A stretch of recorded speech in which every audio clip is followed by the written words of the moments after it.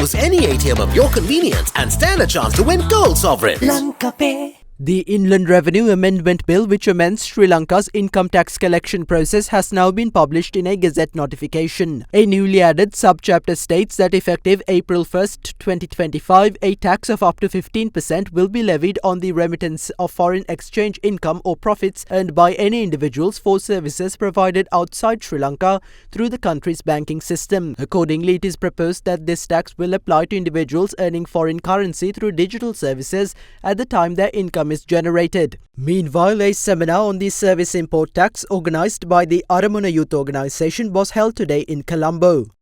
මේ මත හදිස්සියේ බද්දක් පැනවීම මගින් ඇත්තටම මේ සඳහා තිබුණු Imposing this tax suddenly will negatively affect the happiness of those involved in the digital sector. That in turn destroys the liveliness of the sector. If everyone is paying taxes, should those involved in the digital sector pay this tax? That is why I suggested that leveraging the digital industry is the solution to the country's shortage of foreign exchange reserves. Therefore, saying if everyone pays taxes, why shouldn't they is not a valid argument. හැමෝම බදු ගෙවනවා නම් මේකට බදු ගෙවන්න බැරියයි කියලා. ඉතින් ඒක is not a valid argument.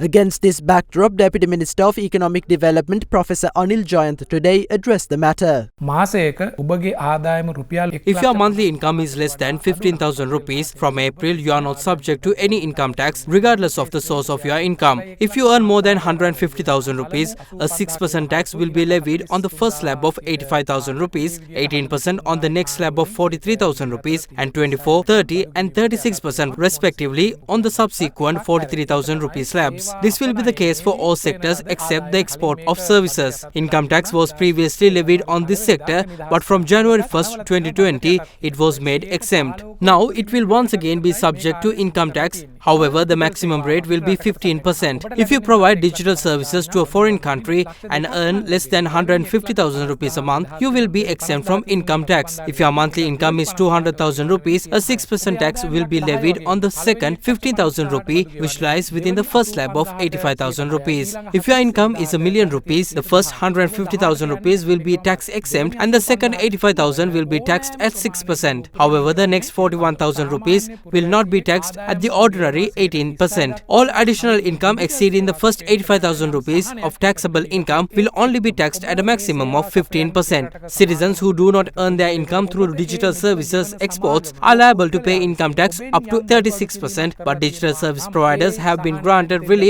in this regard. Additionally, if a Sri Lankan digital service provider is taxed by the foreign country to which they provide their services, they will receive tax relief in Sri Lanka. For example, if a person earning a million rupees a month pays a 15% tax to the country which they provide their services, they will not be taxed by Sri Lanka. However, if they are taxed at 20% or 30% by a foreign country, there's nothing we can do about that. On the other hand, if they are taxed less than 15% by the foreign country, they will only be liable to pay Sri Lanka the difference between what they pay to the foreign country and what a 15% tax would amount to. Therefore, digital service providers will be paying less in income tax compared to those with other sources of income. ආදායම් බදු ගෙවන කෙනෙක් අඩු ආදායමක් ගෙවන්නේ